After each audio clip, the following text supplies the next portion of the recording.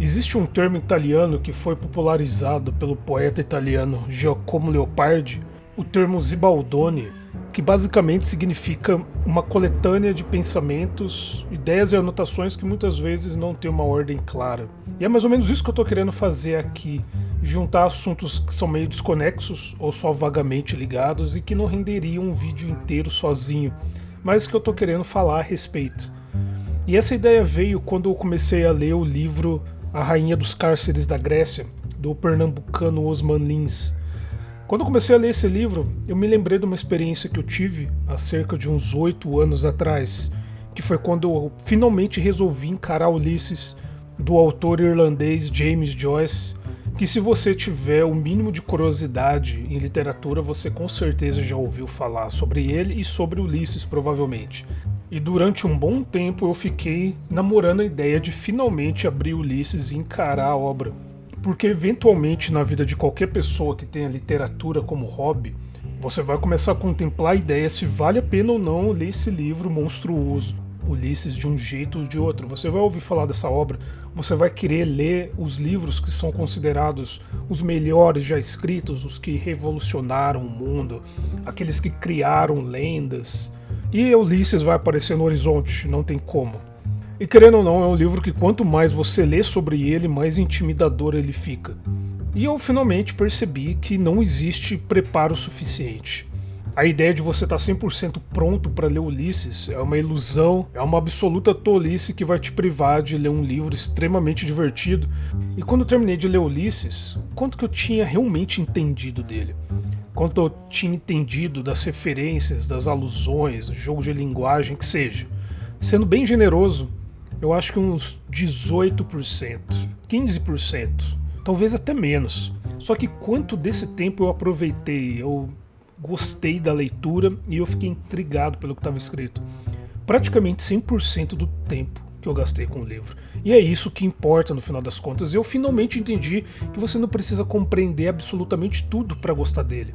Ainda mais nós, que não somos leitores acadêmicos, que não ganhamos a vida estudando as obras na sua língua original. Bem, que não ganhamos dinheiro com isso e que lemos só por prazer. A gente tem que abraçar essa ideia que tem muito que ganhar dessas obras extremamente complexas.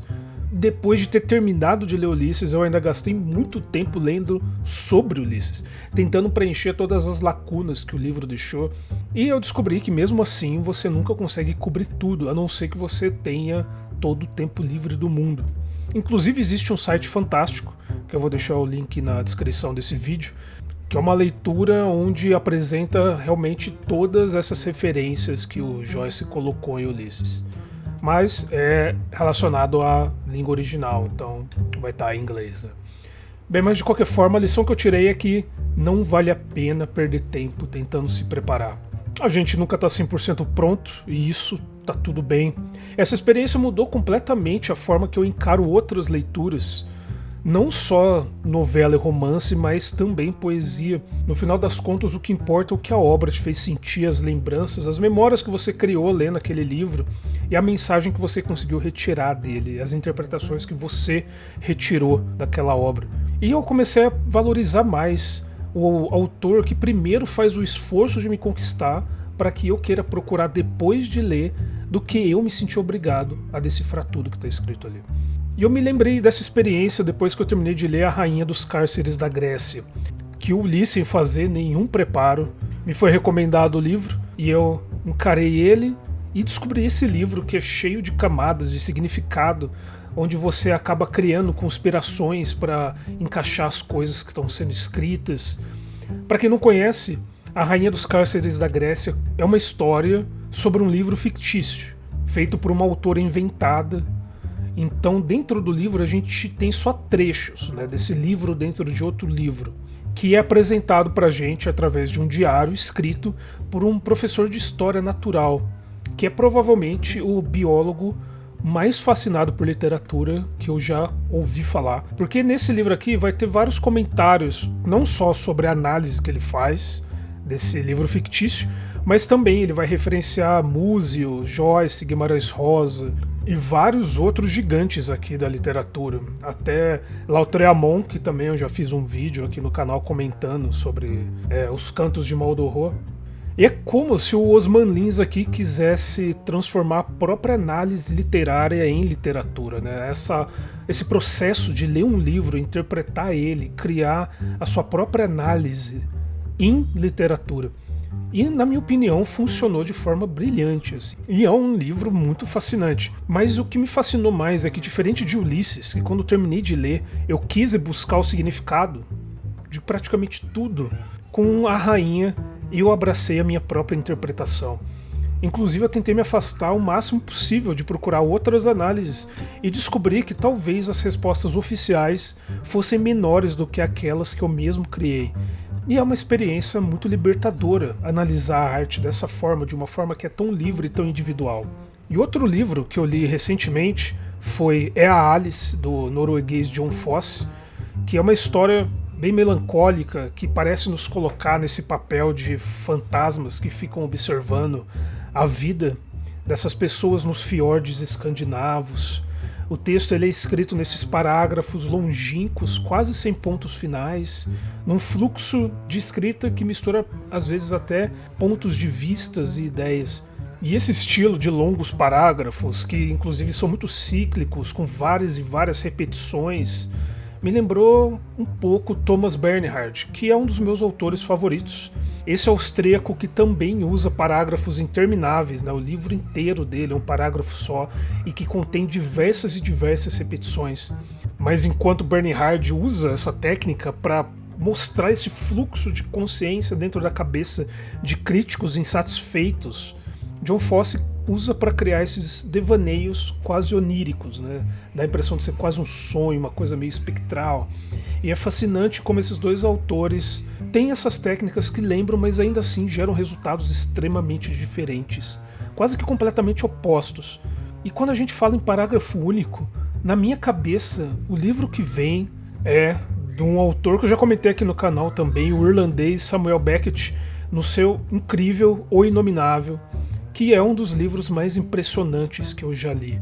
Imagine você misturar esses devaneios que eu comentei do John Fosse com as críticas e cinismo meio geriátricas do Thomas Bernhard e inclua nesse meio os absurdos do Beckett, tudo nesse fluxo contínuo que desafia qualquer sinopse. Aí a gente tem o Inominável, que finaliza a trilogia dele de uma forma assustadoramente impactante. E eu tenho que elogiar muito a edição nacional da trilogia do Beckett, que foi um destaque à parte para maximizar esse efeito quando você chega no Inominável. Quando você vai ler Molloy e Malone morre, a gente vê, né, as sinopses, as informações nas orelhas do livro, uma breve biografia do autor na orelha do livro. E quando você pega o Inominável para ler, ele não tem nada. É uma capa abstrata com o título, o autor, nas orelhas, nenhuma sinopse, atrás, nenhuma sinopse. A capa é esse desenho enegrecido e abstrato. Quando você abre ele, você vê dentro essa figura fungoide que tem traços muito vagos de ser algo humano. E que, na minha cabeça, essa é exatamente a figura do narrador desse livro. É um trabalho que eu achei brilhante, porque é muito ousado você ter um livro sem informação nenhuma lá para vender na livraria, a pessoa pegar e não vai ter nada falando sobre o livro. E o mais impressionante é que é um livro que eu também, depois de ler, tentei me informar um pouco a respeito dele. Diferente do que eu fiz com Ulisses. A interpretação e a atmosfera que você interpreta tem bastante significado nesses casos. É claro que a gente entra naquele paradoxo de que uma interpretação errada pode desfazer a mensagem do livro e criar essas situações bem confusas e até vergonhosas, para ser bem sincero, mas na minha experiência, esse tipo de interpretação errada costuma acontecer com as obras que são mais claras possíveis na sua mensagem.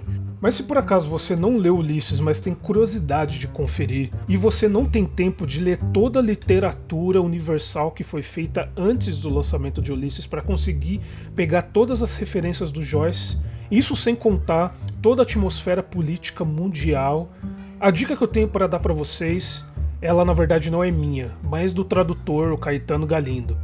Se você quiser se preparar e só tem tempo para ler um livro, leia Hamlet ao invés de encarar a Odisseia. Por incrível que pareça, vai ser mais proveitoso no caso de entender muitas das coisas que vão acontecer aqui em Ulisses, que é um livro que logo no título já começa nos enganando.